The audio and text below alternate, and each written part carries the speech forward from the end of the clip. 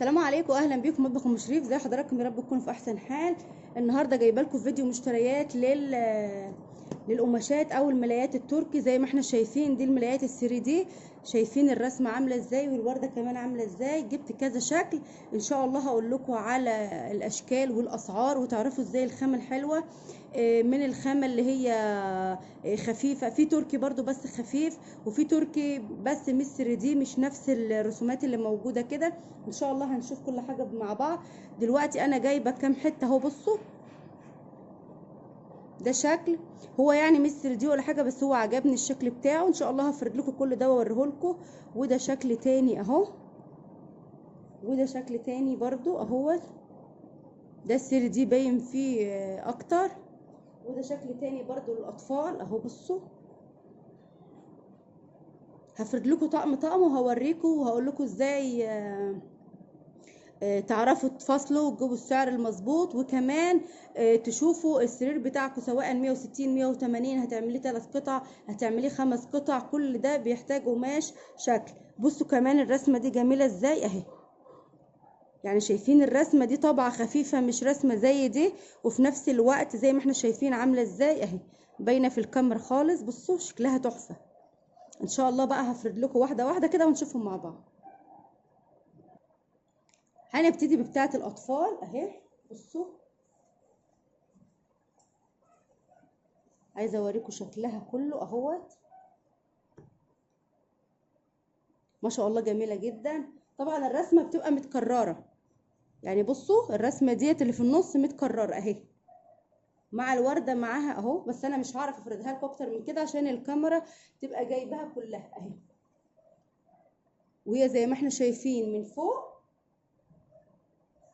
بصوا هحاول برضه افردها لكم تاني اهيت.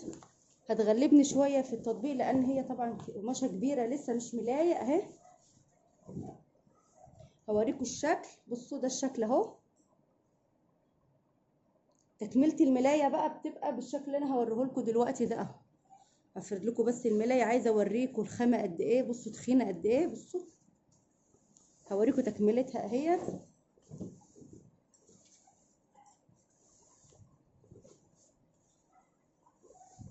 طبعا القماشه كبيره اهي فبتغلبني على ما بفردها. بصوا هي ديت الجزء اللي بيبقى فوق اهو زي ما احنا شايفين اهو، وفيه بقى الكام ورده دول، فيهم الكام ورده البساط دول اهيت زي ما احنا شايفين كده اهو. وبعدين بقى بيظهر في الاخر اللي هو في الكنار الاخراني الرسمه الكبيره دي اهي. طبعا السرير لو انت عايزاه 4.5، لو انت عايزاه قصدي 5 قطع هتجيبيه 4 متر ونص. لو انت طبعا على حسب المقاس اللي انت عايزاه تقولي لبتاع القماش انا عايزه اللي هعمل مثلا مخده واحده وخداديتين، او مخده وخداديه، او ملايه مثلا 160 180، انت عرفيه قبل ما تقطعي القماش. بس السرير ال160 5 قطع بياخد 4 متر ونص. احنا شفنا اول شكل معانا اهو، شايفينه ما شاء الله جميل جدا. انا حبيت اجيب اللون ده للولاد. في هناك برضو رسومات تنفع للبنات تحفه، كان عاجبني جدا باربي وسندريلا والاقزام السبعه. في اشكال كتير حلوه قوي، ان شاء الله لو انتوا رحتوا هتعجبكم جدا جدا الاشكال اللي موجوده. انا بقيت محتاره اخد ايه ولا ايه، فعجبتني اللون ده، وخصوصا ان ولادي صبيان ومعيش بنات، فقلت خلاص اجيب لهم اللون ده هيبقى حلو جدا بالنسبه لهم. ده اول شكل معانا، ان شاء الله هنفرد التاني مع بعض. ده الشكل التاني زي ما احنا شايفين، ده عجبني جدا وكان فيه منه الوان كتير، حب احمر، حب حتى فيه احمر في اسود. الورد بدل لون الكافيه ده اسود والورد احمر، كانت حلوه جدا برضو. بصوا ده المفروض ان ده برج ايفل، بس اما اما الملايه بتتفرش بيظهر اكتر اهو. وطبعا الرسمه دي متكرره زي ما احنا شايفين، الورده 3 دي وباينه خالص اهي. عايزه اوريكم الخلفيه التانية لان هي النص التحتاني الورد الكبير زي ما احنا شايفين كده، والنص اللي فوق ورد صغير شويه. فانا عايزه اوريكم الجزء اللي فوق، بصوا هوريكم حته كده اهيت زي ما احنا شايفين ده اهو. بتبقى من فوق كده وردة كده خفيفة زي ما احنا شايفين اهو، واللون الكافيه كده هو اللي كاسي، وبعد كده بتيجي الجزء التاني اهو. فخر السرير بيبقى بقى جاي الجزء ده، هو كبير على فكرة يعني مش صغيرين اهو. ولسه بصوا اهو كل ده اهوت، يعني كل ده في الملاية. طبعا بتبقى مفروشة شكلها شيك جدا وحلوة جدا كمان. اتمنى انها تكون تعجبكم. عايزاكم تكتبوا لي في التعليقات ايه اكتر واحده عجباكم فيهم كلك. بصراحه اكتر واحده عجباني في السراير في الملايات دي وبتاعه الاطفال. وبعد كده انا جبت الحمرة كده بس يعني قلت ايه كتغيير في الشكل عشان ما يبقاش كله فيه مثلا شغل 3D، فجبتها بس مختلفه. إيه هوريكم بقى الشكل التاني اللي معايا. ده الشكل الاحمر في اسود اللي انا قلت لكم عليه اهو. انا حبيت بس اغير الشكل فجبتها الارضيه بتاعتها حمراء وفيها الكور احمر وابيض ورصاصي زي ما احنا شايفين كده. هي ما فيهاش اي رسمه ولا فيها اي حاجه، هي كل القماشه بنفس اللون زي ما احنا شايفين. دي اخر واحده معايا اهيت. هي فيها اللون بتاعها يعني جاي بالتدريج. يعني مثلا هنا بصوا هنلاقي اللون الاخضر، وكل ما نقرب شويه كده لفوق نلاقي اللون بيبقى فاتح اهو. بصوا ويرجع تاني بصوا اهوت، تتكرر نفس الرسمة اللي هي تحت اهي. وزي ما احنا شايفين الملاية من فوق بتبقى عبارة عن الورد الصغير ده كده اهوت، وبتيجي بقى من نص الملاية لحد تحت تبتدي تاخد الكنار اللي احنا شايفينه ده. طبعا كلكم مستنيين السعر. عايزه اقول لكم ان انا اول ما رحت سالت في المحل قال لي المتر ب35 جنيه. ده التركي التقيل، في تركي ناشف، في تركي خفيف بيبقى عامل 22 جنيه 23 جنيه. هوريكم منه برضو كيس مخده كده عشان تبقوا تعرفوا الفرق. بصوا ده تركي برضو بس ده الخامه الخفيفه زي ما احنا شايفين. طبعا الملايه شكلها احلى من كده، انا جبت لكم بس الرسمه الصغيره في كيس المخده ده، لكن الملايه فيها طبعا الورد الكبير ده وشكلها احلى.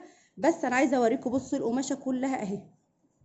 بصوا كيس المخده كله في ايد واحد في ايد واحده. فبصوا ده ارخص شويه من ده عشان ما تشوفوش التركي وتقولوا بص ديت لو انا بقفلها اهو. بصوا القماشه عامله ازاي، القماشه تقيله. وطبعا انتوا زي ما انتوا عايزين، حابين القماشه الخفيفه ديت موجود منها، حابين التقيله زي ما انتوا حابين بس اسالوا. يعني السعر ده حوالي 22 23 اهو. ده التركي اللي هو برضو السر دي بس اللي قماشته خفيفه شويه اهو. ده اول ما سالت عليه قال لي المتر ب35 جنيه، وبعدين خدناه منه على 28 جنيه.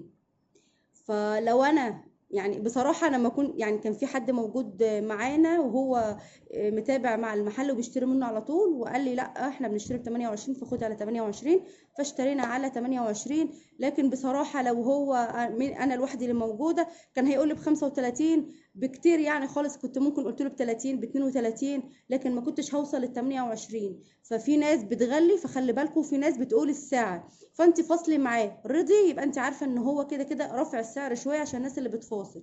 لو مرضيش تعرفي ان هو جايب السعر من الاخر، وكده كده البياع بيبقى عايز يبيع. فانا على حسب ما تلاقوه يعني ممكن تجيبيه بقى ب 28 ب 30، المهم ما تتغلبيش فيه. عندك سعرين، التركي التقيل والتركي الخفيف زي ما قلت لكم، وفي الاشكال زي ما احنا شفناها كلها اهي. واللي يعجبكم طبعا تجيبوه، في اشكال هناك كتير جدا يعني في اشكال هناك تهوس. انا استكفيت بدول دلوقتي اللي احنا شايفينهم مع بعض اهو.